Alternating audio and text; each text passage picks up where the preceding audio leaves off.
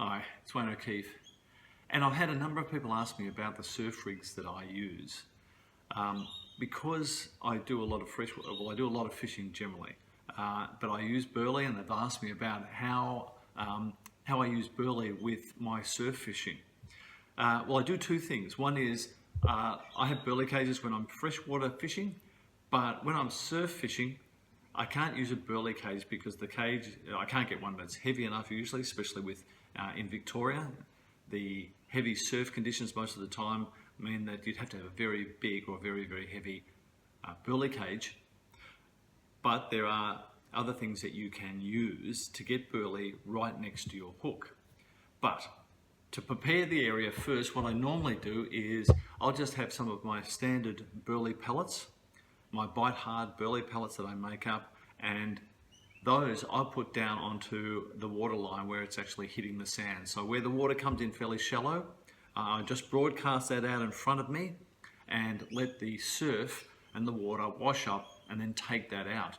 Now that often, because that's a long way from where I'm casting admittedly, but I'll be fishing into areas where I'm trying to draw in some of the smaller fish and get that scent out. So there's plenty of flavors and smells in that burley, and often that'll bring in smaller fish like mullet and small salmon and things like that in quite close to shore. I'm hoping the big ones will then follow.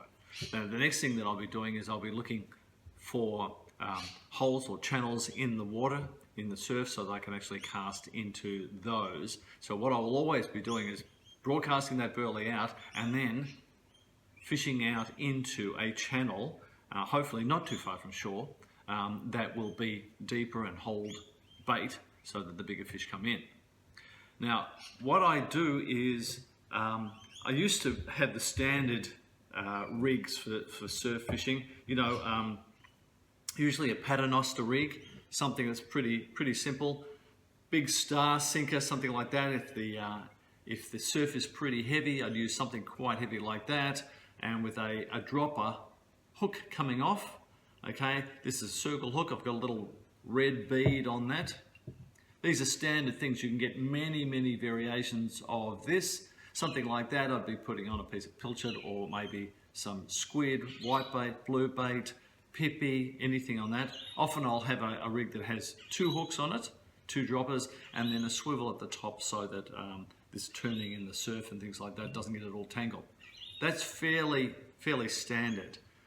Look, I really don't use those anymore, but as I was fishing, I started to become a bit more inventive, because one day I bought a rig, and this is much heavier, okay, standard star sinker on it, but it had these circle hooks done up with a little bit of sort of a streamer on it, so that it was looking and moving in the water, very colourful and a little bit like a lure. So bait on that, all of that becoming more alluring, because there's so much chaos in the surf that anything like that starts to get the notice of fish. So it's moving around like a fish, like a bait fish caught up in that. This had two of them and a large swivel at the top.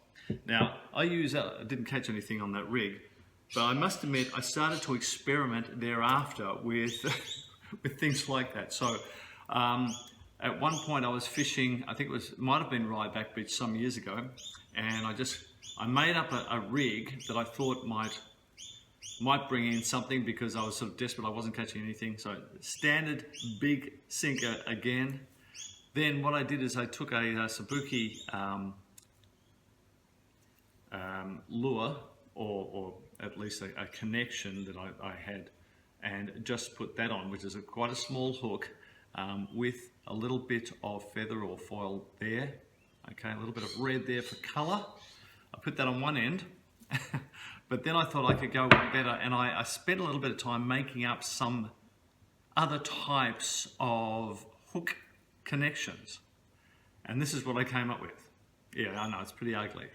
But what that is just simply, I took a bit of line, it's got a little bit of red tubing in there, just, looking like a sandworm or anything, maybe a bit of blood in the water. Okay, got a little tiny bead there, a little bit of blue color, and plenty of streamer over the top of the hook. I just made this up, I just tied this up, and I caught a salmon on that, can you believe it? That in the water was moving around, and the thing is, the action was what got the fish at the time. Admittedly, that fish must have been very, very hungry and not all that smart. But anyway, I hooked a pretty reasonable salmon on that. Anyway, look, the other thing you can do always is, instead of having something like that, you can use poppers like that, you know, which is effectively a lure. You don't usually put bait on this. What it is the head is made out of styrene or say balsa wood, and it's coloured like that to look like a fish in there. It's got a bit of feather on it, so it's sort of swirling around. And because it's very buoyant, it's swirling around in the surf. It doesn't sort of dangle down like something like that would. It moves around, and it's something to be caught. And look, on occasions, if you have two droppers coming off, one with bait, one with something like this, depending on how the fish are going, I've caught salmon that have taken this rather than the bait. All of that's well and good, but I found that what was happening was, when I was casting out, the only thing that was actually bringing the fish in was the little tiny piece of bait that I had on. In other words, I was broadcasting my burley pellets out to where I was standing in the water, so that's knee deep. But the trouble was that where I was casting out was, you know, sort of, it could be 20 meters or say 10 meters, 15 meters from where I was standing. So that there's only so much work that burley can do. So I started to work out ways of actually trying to get my burley right to where my hook is. And I started experimenting with a few things. One of them was, well, I'll show you the first thing I ever made was this. Okay, I've had this for about, I think I might have had this for about 10 years. I've never lost it.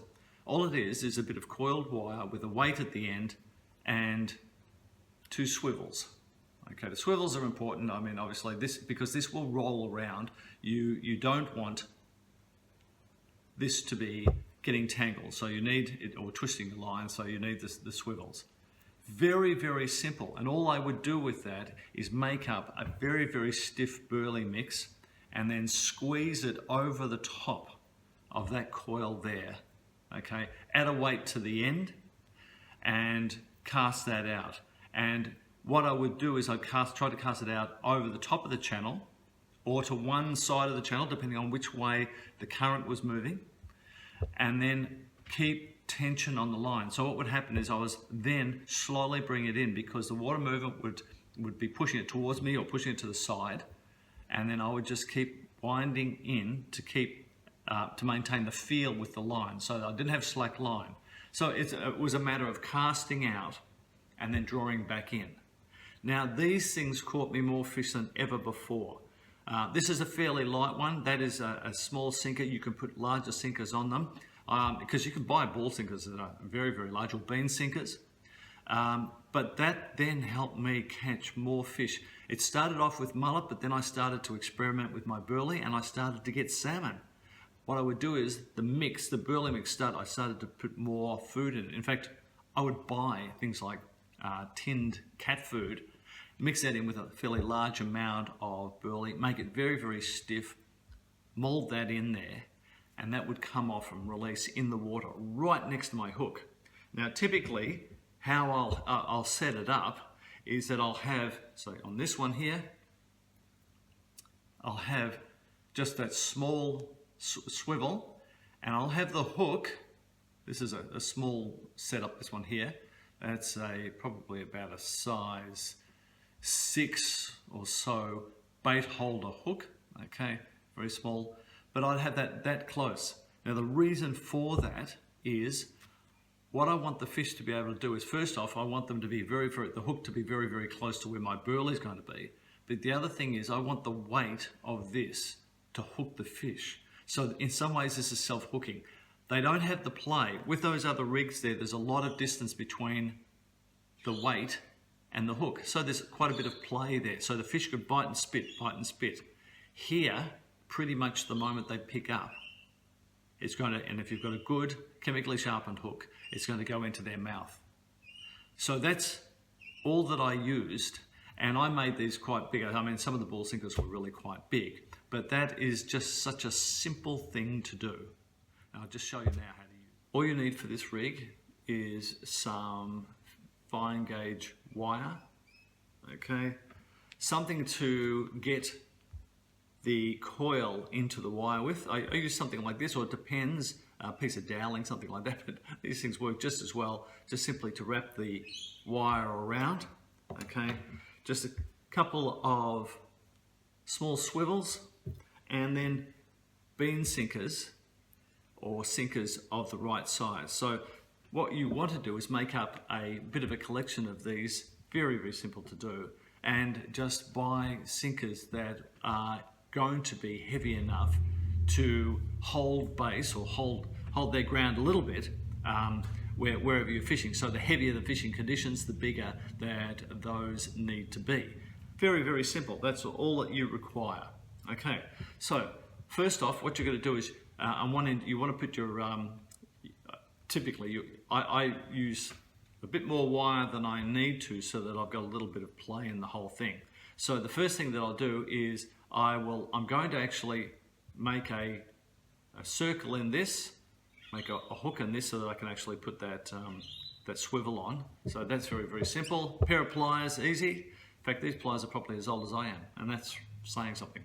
Anyway, just, okay, quickly I'll do this quickly. You can refine it, but I'm doing this quickly just to show you. So just make a hook in there, okay, put your swivel on that, okay, which is easy enough, okay, bend that round,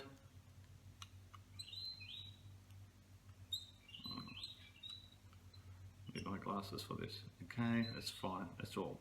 So you've got that fixed. The next thing you'll do is just simply take whatever circular device, tubular device you've got, so that you can start to wrap this around it. Now you can make the coil quite tight, but you want to leave a straight end there, as I've done with these things here, just a bit of a straight edge there, so that is sort of straight there, and then you've got the coil in between. So just take this, and I would actually have this in my tackle box and sometimes make them up as I needed them. Didn't lose many, but occasionally you would. So next time, just rolling this around.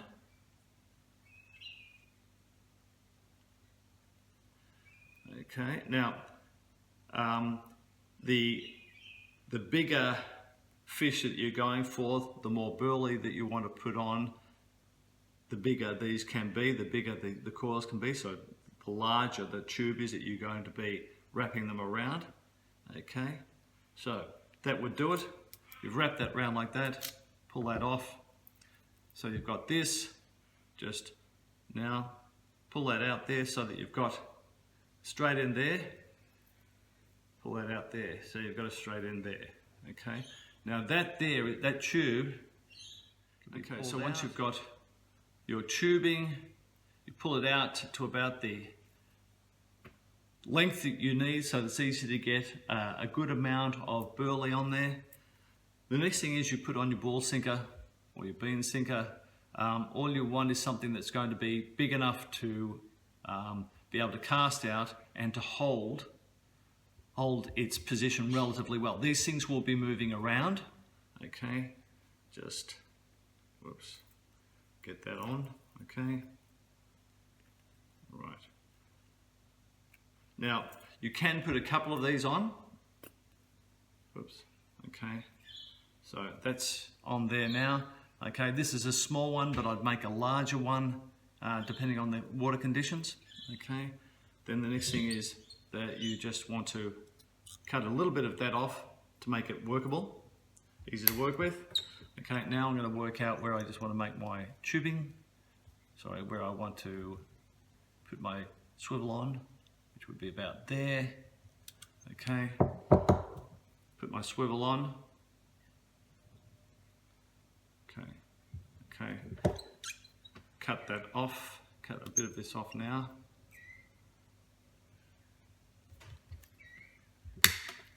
Okay, that's just gone on the floor, good. and then tighten that up. Okay. All right, so you just, once you've done that, then you've got your setup. That was really, really simple, okay? Swivels at both ends, okay? Easy way of putting burley in. And in the surf, even though this looks a little bit ugly, in the surf, because there's so much chaos, this doesn't stand out at all. So I've found that the fish quite confidently will bite around it. They'll take the hook. I have caught, I must admit, it worked incredibly well on very large mullet, but as I say also, when I started to change my burley and put some of the, a lot more fish into that burley, I was catching salmon. And the thing about it was that the more that I put fish pieces into it, like when I used cat food, for instance, it came off faster. So what will happen is that the burley will come off, but you make it fairly stiff. So you'll find when you bring it in often, there is still burley in here, which means that this thing is working all the time. The burley on the outside, that's outside of that coil, comes off relatively quickly, but having it embedded in here works very, very well because you've got a strong attractant in there all the time. So look, it's a very, very simple rig, but I've found it to be really, really productive, and it's always worth trying something different. Some days all you need to do is get a bait out there and you'll catch fish. Other days it'll be things like poppers that are working really, really well. But there are other times when you need something to attract those fish in. You need burley right where your hook is.